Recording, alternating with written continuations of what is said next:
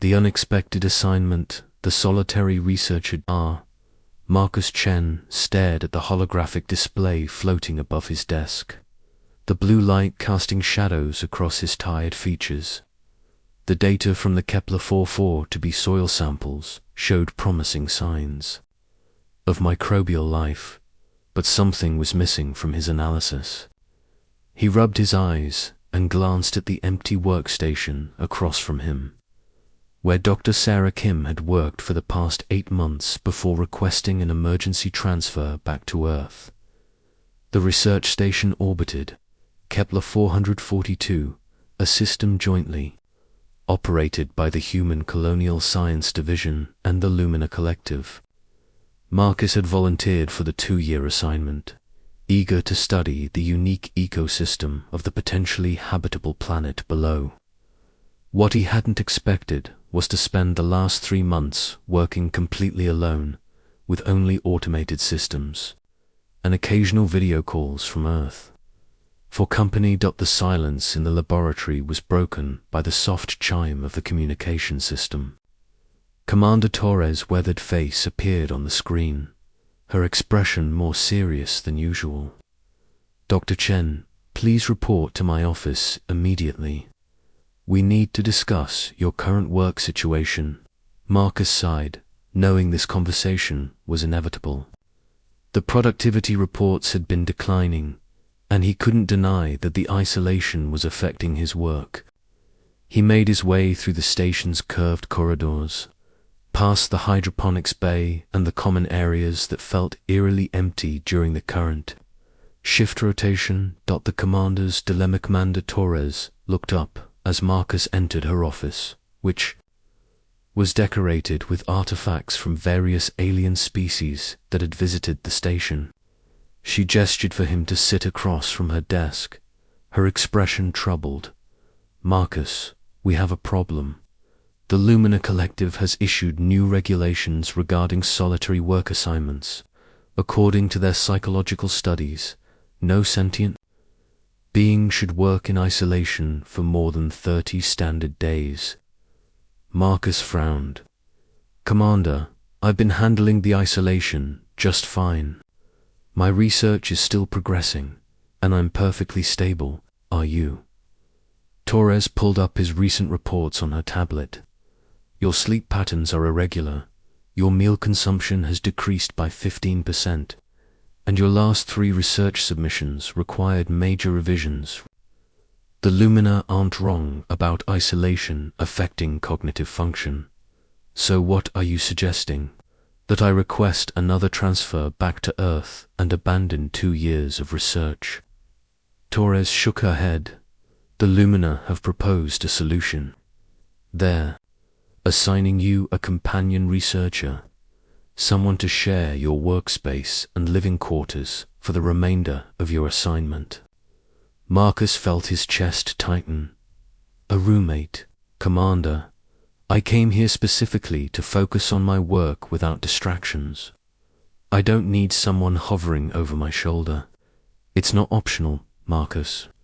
If you refuse, the Lumina will consider it a violation of station protocols and terminate your research authorization. Your replacement is already en route." The arrival 2 days later, Marcus stood in the docking bay, watching through the observation window as a sleek Lumina transport ship approached the station. The vessel moved with an organic fluidity that seemed to defy conventional physics, its surface shimmering like liquid mercury. The airlock cycled through its sequence, and Marcus took a deep breath, preparing to meet whoever the Lumina had selected as his unwanted companion. The doors slid open with a soft hiss, revealing a figure that made him pause in surprise. She was smaller than most Lumina he had encountered, standing barely 5.5 feet tall. Her skin had the characteristic pale blue luminescence of her species, with intricate silver patterns that seemed to shift and pulse with her heartbeat.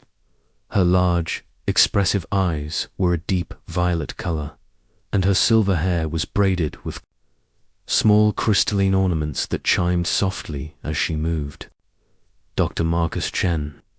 Her voice was melodic, with the harmonic undertones typical of luminous speech. I am Zara Veltar, your assigned life companion. I look forward to working with you. Marcus forced a polite smile. Dr. Veltar, I wish I could say the same, but I should be honest. I didn't request a partner, and I'm not sure this arrangement will work. Zara tilted her head, her eyes showing what appeared to be amusement rather than offense. Your honesty is refreshing, Dr. Chen. Most humans try to hide their discomfort with our customs. May I suggest we discuss this arrangement somewhere more private? Cultural explanations. Marcus led Zara to his laboratory, which would now become their shared workspace. She moved gracefully through the space, her eyes taking in every detail of his research setup. When she paused at his microscopic analysis station, her expression grew interested. Fascinating. You're studying the microbial ecosystems of Kepler-4 for 2b. This is precisely my area of expertise. Your area of expertise. Marcus looked at her more carefully. What's your background, Dr. Veltar? Xenobiology and astrobiology, with a specialization in extremophile organisms. I have 3 advanced degrees from Lumina University and have published 47 papers on interplanetary microbial evolution. She paused, noting his surprised expression. Did you assume I was merely a companion with no scientific credentials? Marcus felt heat rise in his cheeks. The commander said you were assigned as a companion, I assumed. The Lumina concept of companionship is different from human friendship, Dr. Chen. We believe that all meaningful work should be shared, that isolation breeds both madness and inferior results. A life companion is someone who shares your professional and personal space, contributing equally to your goals while ensuring your psychological well-being. Zara moved to the empty workstation that had belonged to Dr. Kim, running her fingers along the surface. Your previous partner's research notes are still in the system. She was investigating the protein structures of the microbial samples, correct? Yes, but she couldn't stabilize the samples long enough for detailed analysis. The organisms seemed to deteriorate rapidly outside their natural environment. That's because you're using human preservation techniques. Zara activated the workstation. With her biometric signature, Lumina have been studying similar organisms for centuries. We use harmonic stabilization fields that maintain the microbe's natural energy patterns. Despite his reservations, Marcus found himself leaning forward with interest. Harmonic stabilization. I've never heard of that technique. I'd be happy to demonstrate, but first we should establish our living arrangements. The station has assigned US adjacent quarters with a shared common area. The living situation, the shared quarters, were larger than Marcus's previous single accommodation, but the thought of constant company made him feel claustrophobic. Zara seemed to sense his discomfort. As they toured the space, Dr. Chen, may I call you Marcus? I understand that humans value privacy and independence. I want to assure you that I have no intention of intruding on your personal space unnecessarily. Marcus is fine, and please call me Marcus, not Dr. Chen. If we're going to be sharing living space, we might as well drop the formalities. Expression brightened. Thank you, Marcus. I hope you'll call me Zara as well. As she began unpacking her belongings, Marcus noticed items he hadn't expected. Along with typical Lumina crystals and harmonic devices, she had books, art supplies, and what appeared to be musical instruments. You're quite well-rounded, he observed. Lumina culture emphasizes balance between intellectual, creative, and emotional development. We believe that a scientist who only studies data cannot truly understand life. She paused in her unpacking. What do you do for recreation, Marcus? The question caught him off guard. Recreation. I read research papers, analyze data, occasionally. Watch entertainment broadcasts from Earth. When did you last create something for the joy of creation? When did you last have a conversation about something other than work? Marcus realized he couldn't remember. I came here to focus on research, not to ... socialize. And how is that working for you? Zara's voice was gentle but pointed. Your isolation has been affecting your work quality, hasn't it? The first challenge, their first week together, established a routine that surprised Marcus with its naturalness. Zara's harmonic stabilization techniques proved revolutionary for his research, allowing them to maintain microbial samples for extended periods. Her insights into extremophile behavior opened new avenues of investigation that Marcus had never considered.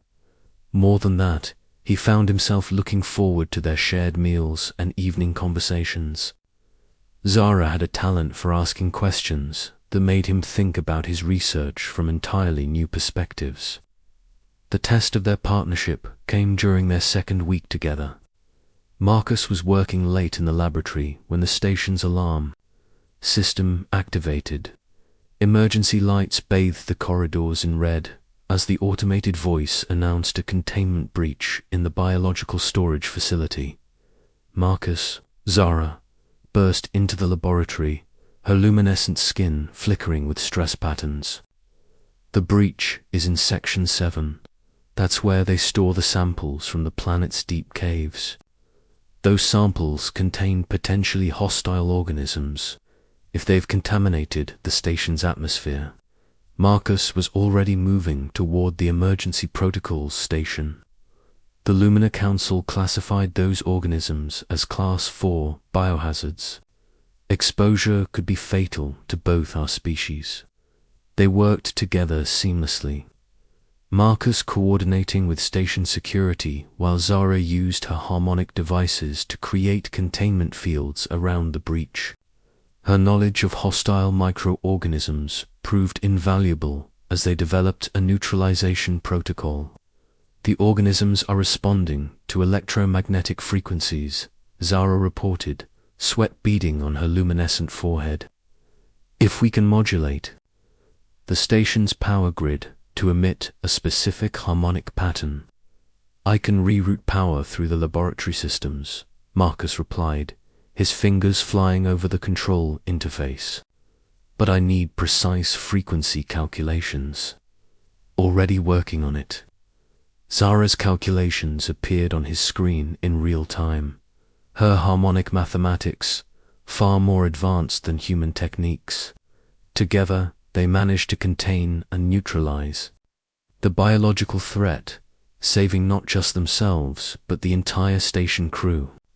As the emergency lights finally dimmed and normal operations resumed, Marcus found himself looking at Zara with new respect. Growing understanding, you saved my life tonight, Marcus said as they cleaned up their equipment. If you hadn't been here, ... Double quotes, we saved each other, Zara corrected. Your quick thinking with the power grid made my harmonic containment possible. This is why Lumina believe in companionship, Marcus. Together, we accomplished something neither of us could have done alone. Marcus sat down heavily, the adrenaline of the crisis finally wearing off. I owe you an apology, Zara. When you first arrived, I thought you were just a regulatory requirement, someone the Lumina assigned to babysit me, and now I'm beginning to understand that maybe isolation isn't the strength I thought it was. He looked at her directly, noting how her skin's luminescence had returned to its normal, gentle glow. You're not just a companion, you're a partner. A valuable 1. Zara's expression warmed. That means more to me than you know, Marcus. I volunteered for this assignment specifically because I believed we could accomplish something significant together. Your research, combined with Lumina techniques, could revolutionize how both our species understand life in extreme environments. You volunteered. This wasn't just a random assignment. I've been following your published work for 2 years. Your theories about microbial adaptation are groundbreaking, but you've been limited by human technology and isolation. I saw an opportunity to bridge that gap. Marcus felt something shift in his chest, a warmth he hadn't experienced in months. So what happens now? Now we continue the work, together, and perhaps you can teach me about human independence while I show you the value of true companionship. As they prepared to leave the laboratory, Marcus realized that for the first time since arriving at the station, he wasn't dreading the next day's work. Instead, he found himself looking forward to what they might discover together and to continuing the conversation that had begun to transform not just his research, but his understanding of what it meant to truly collaborate with another being. The station's corridors no longer felt empty as they walked back to their shared quarters. Instead, they felt full of possibility. The bond deepens. Morning. Revelations 3, weeks after the containment crisis. Marcus woke to the soft harmonic tones of Zara's meditation session drifting through their shared quarters. The melodic sounds had become as natural to his morning routine as his first cup of coffee. He found her in the common area, seated cross-legged on a crystalline mat, her skin glowing with a peaceful inner light. "Good morning, Marcus," she said without opening her eyes. "The coffee synthesizer is programmed with your preferred blend." Marcus poured his coffee and settled into the chair across from her, a habit they had developed over their weeks together. "How do you always know I'm awake before I make any noise?" "Lumina are sensitive to biorhythms. Your heartbeat changes when you transition from sleep to consciousness." She opened her violet eyes and smiled. "Also, you always pause for exactly 12 seconds outside your door before entering the common area." "I do not." Marcus paused, considering. "Do I really? Every morning? It's endearing, actually. You're mentally preparing yourself for social interaction, even though you've grown comfortable with my presence." Their conversation was interrupted by an urgent communication signal. Commander Torres appeared on the wall display, her expression excited rather than concerned. "Marcus, Zara, I need you both in my office immediately. We've received some interesting data from the planetary survey team that might relate to your microbial research." The commander's office was crowded when they arrived. Dr. Elizabeth Harper from the geological survey team was projecting 3-dimensional images of vast underground cave systems discovered on Kepler-4 for 2b. The caves stretched for hundreds of kilometers beneath the planet's surface, filled with structures that defied conventional geology. "These formations aren't natural," Dr. Harper explained, highlighting sections of the holographic display. "They show clear signs of biological construction, but on a scale we've never encountered. Some of these structures are larger than Earth's biggest cities." Marcus leaned forward, studying the images. "The construction patterns. They're similar to the microbial colonies we've been studying, but magnified thousands of times." "That's what we thought," Commander Torres said. "We need your team to analyze these findings and determine if there's a connection between your microscopic organisms and these massive structures." Zara's skin flickered with excitement patterns. "Marcus, this could be evidence of a macromicrobial ecosystem. The small organisms we've been studying might be part of a planet-wide biological network." A living planet, Marcus breathed. If these structures are biological, then Kepler 442b isn't just hosting life, it might be a single, massive, living organism. Dr. Harper nodded. The implications are staggering. We're requesting permission to launch a joint expedition to the surface. We need both geological and biological expertise to understand what we're dealing with. Personal moments that evening, as they worked late in their laboratory analyzing the new data, Marcus found himself watching Zara more closely than usual. Her dedication to the research was absolute, but he noticed the subtle signs of fatigue. In the way her luminescence dimmed slightly as the hours passed. Zara, when did you last take a break? I'm fine, Marcus. This discovery is too important too. When did you last take a break? He repeated firmly. She looked up from her microscope, surprised by his insistence. Yesterday morning, I think. That's not healthy, even for a Lumina. Come on, Marcus stood and extended his hand. We're taking a walk. Marcus, we don't have time for. We're taking a walk, he said again, his tone brooking no argument. You've taught me about the importance of balance. Now let me return the favor. They walked through the station's observation deck, where massive windows provided a stunning view of Kepler 4 to be hanging in space below them. The planet's surface was a mixture of blues and greens, with swirling cloud patterns that looked almost alive. It's beautiful, Zara said softly, her hand resting on the window. You know, before you arrived, I barely looked out these windows. I was so focused on the microscopic details that I forgot to appreciate the bigger picture. And I was so focused on biological harmony that I forgot to appreciate individual determination. She turned to look at him. Marcus, can I tell you something personal? Of course. I wasn't entirely honest when I said I volunteered for this assignment just because of your research. Her skin flickered with what Marcus had learned was embarrassment. I also volunteered because I was lonely. Marcus felt his heart skip. Lonely. But Lumina are never alone. You have your collective consciousness, your permanent bond networks. Being connected isn't the same as being understood. Zara's voice was quiet. I've always been different from other Lumina. I was fascinated by individualistic species, like humans, which made my peers uncomfortable. They saw it as a rejection of our collective values. Is that why you studied xenobiology? Partly. I wanted to understand how beings could function as individuals while still being part of something larger.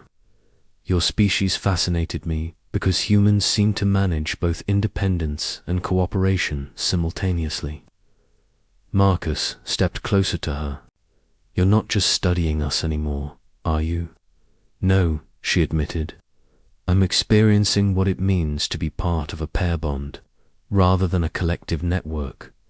It's different, more intense, more personal. Is that good or bad? Zara turned to face him fully, her violet eyes reflecting the starlight from the observation window. It's terrifying and wonderful at the same time.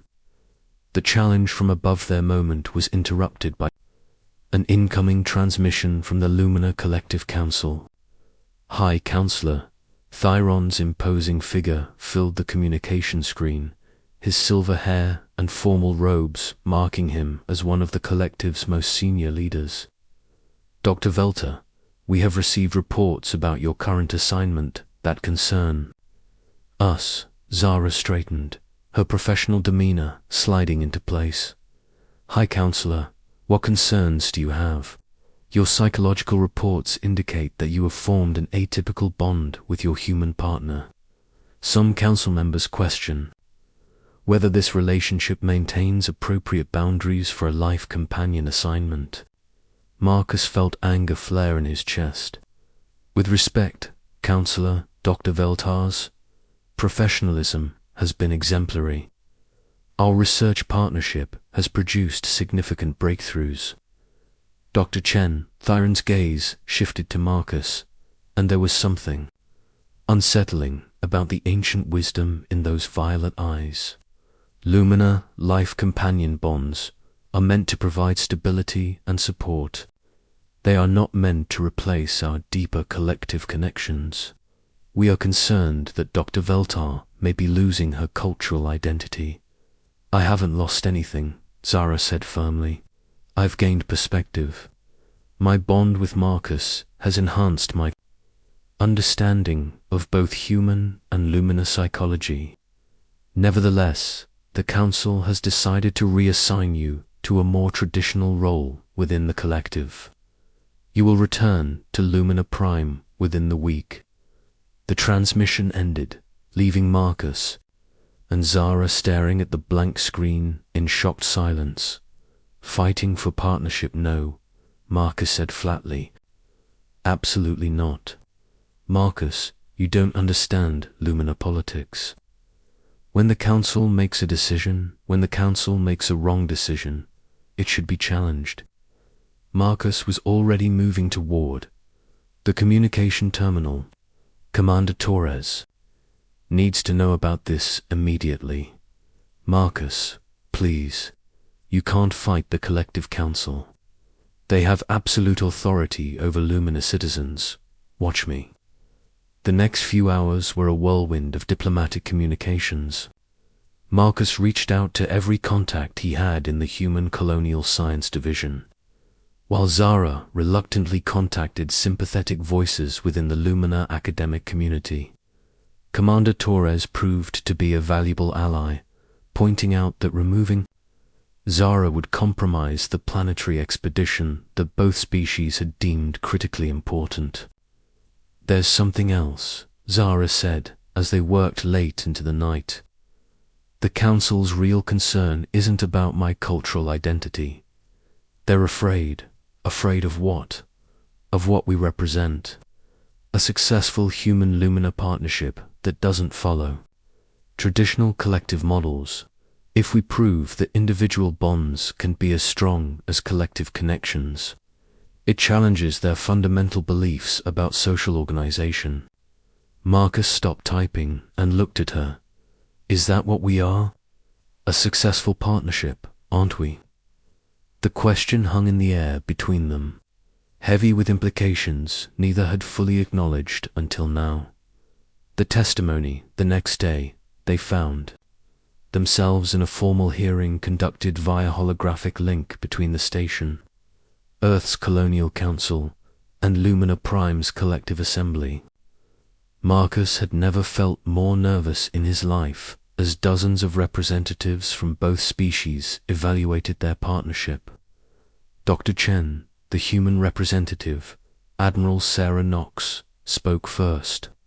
Please describe the practical benefits of your working relationship with Dr. Veltar. Marcus took a deep breath. Zara's expertise has revolutionized my research. Her harmonic stabilization techniques have allowed us to study organisms that previously degraded too quickly for analysis.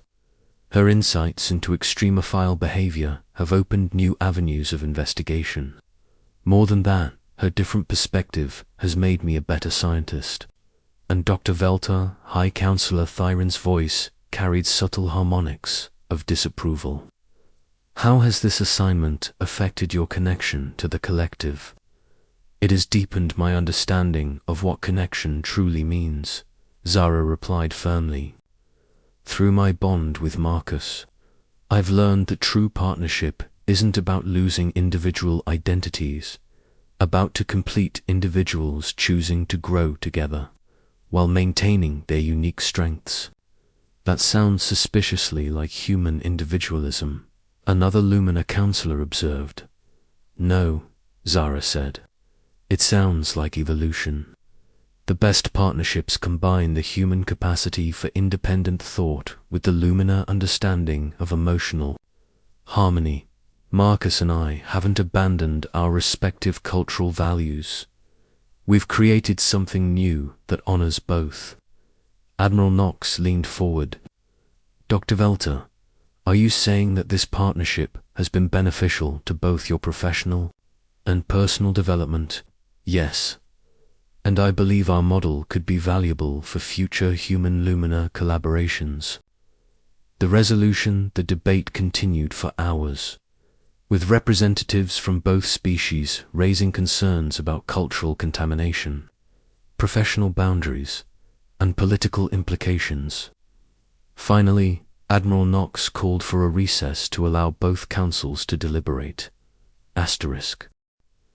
Marcus and Zara waited in the conference room, exhausted from defending their partnership to two different governments. Whatever happens, Marcus said quietly, I want you to know that these past weeks have been the best of my career, and not just professionally. Marcus... Let me finish. I know we come from different species, different cultures, different worlds, but somewhere along the way, you stopped being my assigned companion and became my chosen partner. I don't want to go back to working alone. Zara's skin glowed with warm golden light. I don't want that either. Whatever the councils decide, we've proven that individual choice and mutual respect can create bonds as strong as any collective connection. The hearing reconvened with both councils reaching a surprising decision.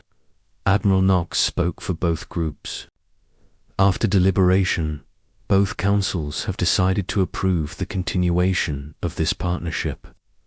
With conditions, Dr. Velter and Dr. Chen will be assigned to lead the joint expedition to Kepler-4 for 2B's surface. Their partnership will serve as a test case for future human-lunar collaborations. Additionally, they will be required to document their working methods for training future mixed-species teams. High Counselor Thrawn added, the collective acknowledges that evolution sometimes requires new approaches to old problems. We will monitor this arrangement closely, but we are willing to learn from its outcomes. New beginnings that evening. As they prepared for the challenges ahead, Marcus and Zara stood again at the observation window, looking down at the mysterious planet that had brought them together. So we're going to be pioneers, Zara said. The first official human-lunar research partnership. Are you ready for that responsibility? With you as my partner, I'm ready for anything. She looked at him seriously. Marcus, what we have, it's not just professional anymore, is it? No, he admitted. It's not. Good, she said, her skin glowing with contentment. Because I think we're about to discover something incredible together, both about that planet and about ourselves. As the station continued its orbit around Kepler-4 for 2B, Marcus realized that his journey into space had led him to something he never expected to find. A true partnership that transcended species, culture, and the vast distances between worlds. The planet below might hold secrets about life in extreme environments, but he had already discovered the most important truth of all, that connection and independence weren't opposing forces, but complementary aspects of a relationship that could survive any challenge the universe might offer. Tomorrow they would begin their descent to the planet's surface, ready to explore not just a new world, but the unlimited potential of what two very different beings could accomplish when they chose to face the unknown together.